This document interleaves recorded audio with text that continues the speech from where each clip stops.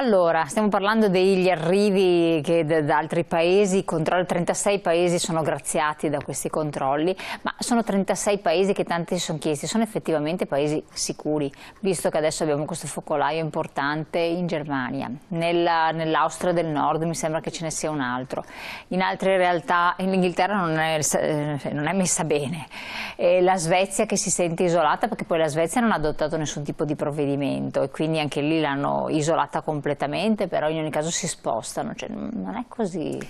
Sì, è vero anche che dobbiamo convivere con la presenza del virus, perché il virus c'è, quindi focolai che possono sorgere sono previsti. L'importante è averli sempre sotto controllo. Ma sono così secondo lei pericolosi?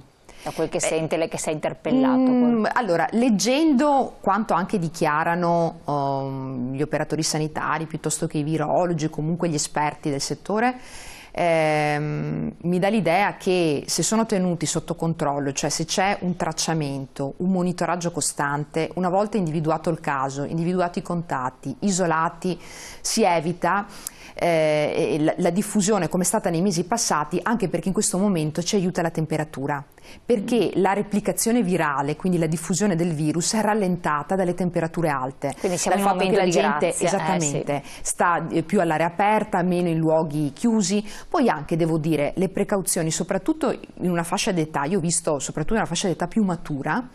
Io vedo che c'è molta attenzione e osservanza delle regole, le mascherine, le distanze, si evitano i luoghi affollati, quindi c'è una certa condotta di attenzione.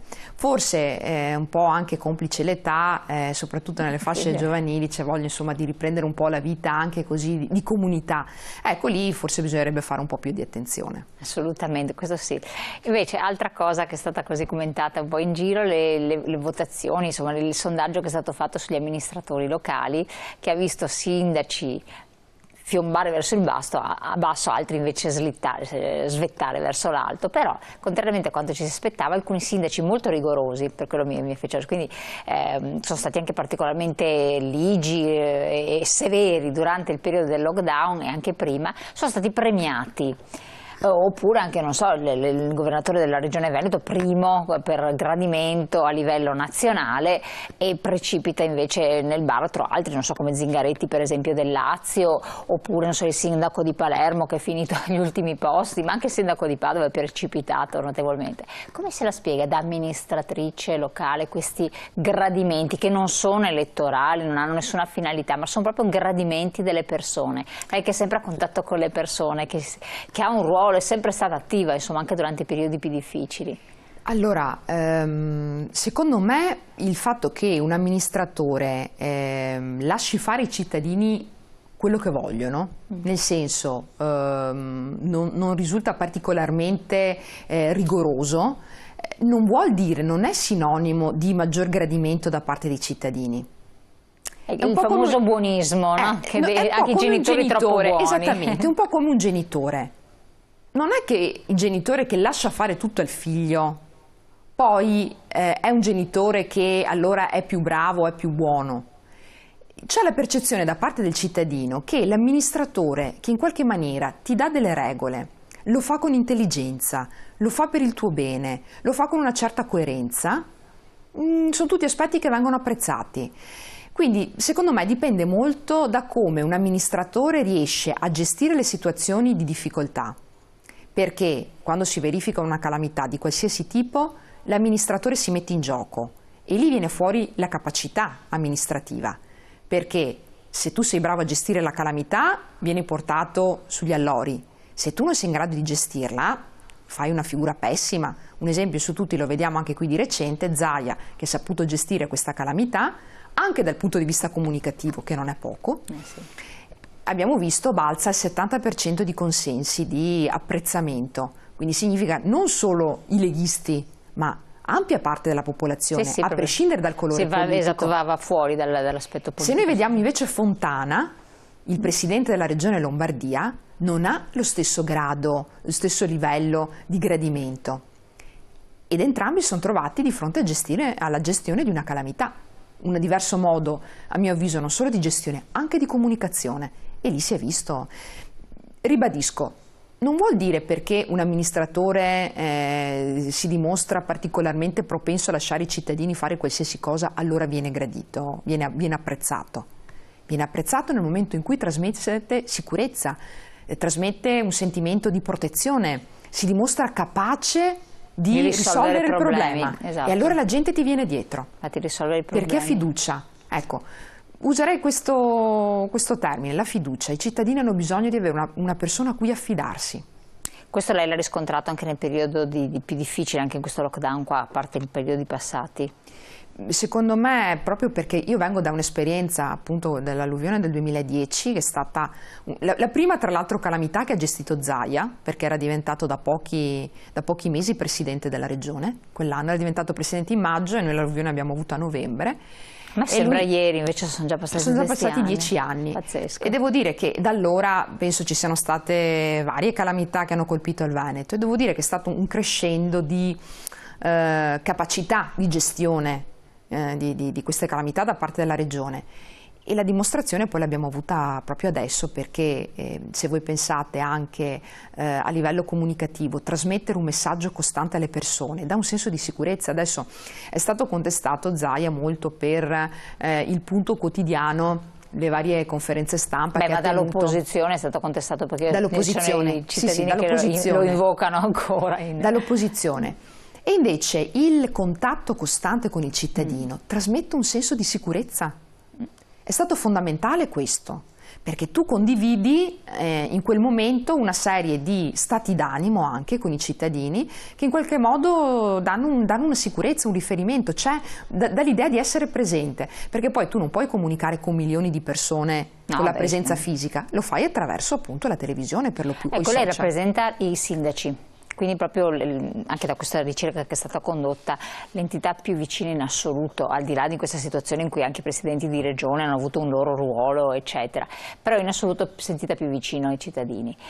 Rappresentando attraverso l'ANCI, non diventa anche importante, sarebbe importante una formazione nel modo, nel comportamento da tenere nei confronti dei cittadini, a seconda di dove si è allocati, perché è ovvio che il sindaco di Napoli non è il sindaco di Bari e non è il sindaco di Padova o che so io di Milano, perché sono in realtà le persone sono diverse, certo. Insomma, io immagino i contesti sono diversi. Un Decaro collocato a Venezia, insomma, la vedo un po' difficile, ma a Bari ci stava benissimo. E viceversa, mi verrebbe da dire, vedere magari Brugnaro a Napoli. Ah no, sarebbe stato esatto, molto, pur essendo molto gradito quanto sembra, comunque no, a livello Veneto, forse è il sindaco più gradito nel Veneto, bisogna vedere collocato. Però non c'è anche un ruolo da parte di questa associazione dell'ANCI nel formare, in un'evoluzione, quindi nel formare, nel come star vicini, che cosa hanno bisogno i cittadini proprio per dare una risposta alla luce di tutto quel che sta succedendo.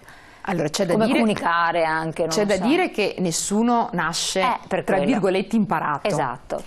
E è vero che serve una formazione, se vogliamo, giuridica, economica di base, perché amministrare un comune non ti puoi improvvisare. È vero che veniamo da un periodo storico in cui sembrava, adesso sta già cambiando, che non conoscere, non avere competenze fosse un valore aggiunto per gestire la cosa pubblica. E invece non è così. E invece non è così. Beh, i 5 Stelle l'hanno sì, è stato proprio il cavallo di battaglia, invece non è così. Per gestire la cosa pubblica devi avere delle competenze che tu ti fai studiando, delle competenze che tu ti fai sul campo. Soprattutto imparare a comunicare, piuttosto che gestire i problemi, saper anche mediare, fare sintesi tra le varie istanze, perché chi amministra deve riuscire a fare soprattutto sintesi, perché gli interessi in gioco possono essere anche degli interessi contrapposti, possono essere molteplici, e l'amministratore deve riuscire a fare convergenza e appunto trovare un momento di sintesi. Allora, per fare questo, sicuramente con la nostra associazione, attraverso la formazione che noi facciamo, diamo degli strumenti ai sindaci, agli amministratori, agli assessori consiglieri. Ci deve essere una componente personale, perché poi è anche un fatto caratteriale, la capacità di entrare in empatia con le persone, la capacità di comunicare, che non è da tutti, la capacità di essere perseverante e costante, perché l'amministrazione pubblica richiede questo. Quindi oltre un aspetto caratteriale e personale, poi c'è anche un'altra, secondo me, componente che è rappresentata appunto dall'esperienza, quindi le competenze che tu ti fai studiando, la componente personale, il tuo carattere e poi l'esperienza. Ecco perché per arrivare a fare il sindaco sono sempre del parere che prima di aver fatto un po' il consigliere o l'assessore, per diventare consigliere regionale piuttosto che presidente della regione devi prima aver fatto un passaggio in comune o in provincia. Per diventare parlamentare non sarebbe male che tu facessi prima un po' di gavetta a livello di enti locali, quindi comune, provincia, regione, così capisci quando sei a Roma cosa succede sul territorio. Anche perché se poi lo scordano facilmente. Certo, perché il rischio è che ti trovi degli improvvisati che prendono dei provvedimenti che non sanno che effetti hanno poi sul territorio. Ecco, e il politico che viene invece dal professionista, quindi il famoso tecnico, il politico tecnico, come lo vede? Penso che un'esperienza anche oltre alla politica deve essere fatta. Cioè una formazione tecnica è importante averla. Devi avere una formazione sul campo. Sì, questo senza ombra di dubbio. Mi spiego meglio. Si può dedicare una parte importante della propria vita alla politica perché la politica richiede questo. Se tu vuoi essere preparato, pronto, capace, devi dedicare tanto tempo alla politica, allo studio, all'essere presente sul territorio, al frequentare le persone, perché solo anche col contatto delle persone che tu capisci cosa dicono le persone, cosa provano le persone, e questo richiede tempo, quindi non puoi fare, le giornate sono sempre di 24 ore, quindi tanta parte del tuo tempo la devi dedicare in questo tipo di attività, però devi fare anche dell'altro, nel senso che attività di volontariato, avere una propria attività lavorativa. È evidente che se tu ti concentri sull'attività politica, nell'ambito magari lavorativo non puoi fare chissà che carriere, perché anche lì una carriera in ambito lavorativo tu te la fai se ci dedichi tanto tempo, ma allora non riesci più ad avere tempo per la politica. In sostanza sicuramente la politica richiede tempo e preparazione, però bisogna avere anche la possibilità di spaziare un minimo su altri campi, proprio per quindi avere una mente. Il politico ormai è un po' difficile, ci deve essere ancora la figura del politico, bisogna recuperarlo, il tecnico in senso stretto che fa anche politica è un po' difficile, ma il politico come era una volta, in senso che faceva solo quello. Insomma, esclusivamente quello secondo me è un po' limitante perché ti condiziona la vita tanto, già la politica lo fa nel condizionarti la vita, però il fatto magari di pensare di avere comunque un tuo lavoro, il fatto di avere magari un'attività nell'ambito del volontariato, il fatto di avere dei rapporti, delle relazioni nella tua vita ti permette di dare anche delle alternative, degli altri scopi, perché sennò il rischio è essere risucchiati completamente dalla politica. Assolutamente, abbiamo la pubblicità che incombe. Pubblicità, pochi secondi.